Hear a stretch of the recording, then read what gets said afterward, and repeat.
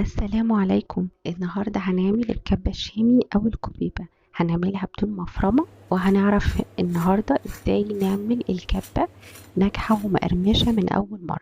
في الفيديو ده هتلاقي أسهل طريقة للكبة الشامية المقلية من غير ما تفك. بجد هتطلع معاكي أحلى من المطاعم بكتير، ولونها الذهبي الجميل ده.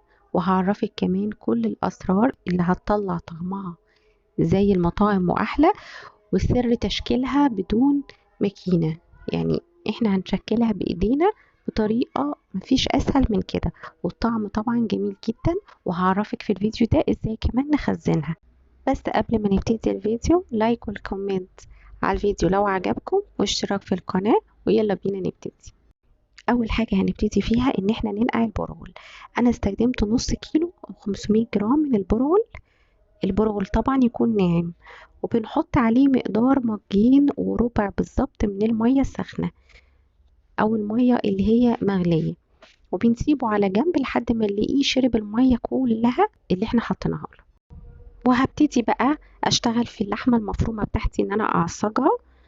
طبعا هي أخدت مني بس وقت شوية علشان خاطر هي كانت لسه طالعة من الفريزر.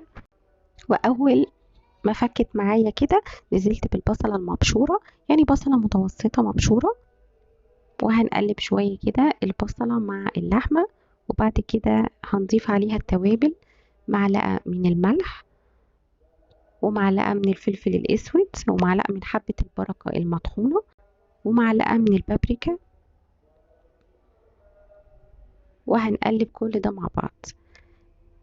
أنا حبيت أضيف معاها فلفل أخضر، طبعا ده حسب الرغبة.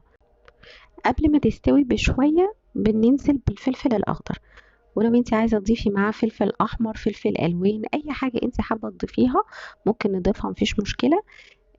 في ناس كتير بتضيف على اللحمة مكسرات، فدي حسب الرغبة. وكده اللحمة معايا بقت جاهزة، يلا بينا بقى نبتدي في البرغل.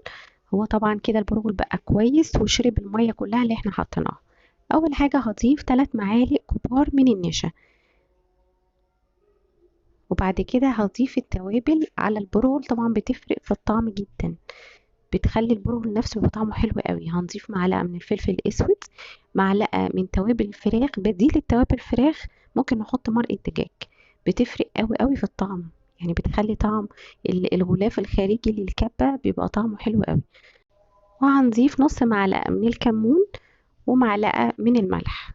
وهنقلب بقى ده طبعا كله مع بعض، هنقلبه كويس. ولو طبعا مستحب طبعا ان احنا نحط المكونات بتاعتنا دي كلها في مكان واسع بحيث ان احنا نعرف نقلبه.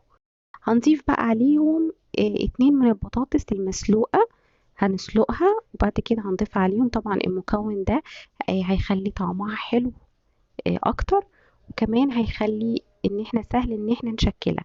احنا عايزين نوصل القوام بتاعها للعجينة. الكبة من سر نجاحها هو ان احنا نعجن فيها كويس قوي، يعني بالظبط تتعاملي معاها انها عجينة لحد ما توصل لقوام العجينة، وانك تلاقيها بتتشكل في ايدك بسهولة. السر برضو المهم عشان نعرف نشكل الكبة بسهولة جدا من غير ما نستخدم ماكينة وهيطلع الشكل مظبوط، هو ان يكون جنبك طبق فيه مية. المية هتسهل عليكي قوي ان انت تشكليها، وما تبقاش بتلزق في ايديكي طبعا، لانها لو بتلزق في ايديكي مش هتعرفي تشكليها. فالمية هتسهل عليكي. طبعا هو بس احنا بنبل ايدينا بالمية، حاجة بسيطة جدا.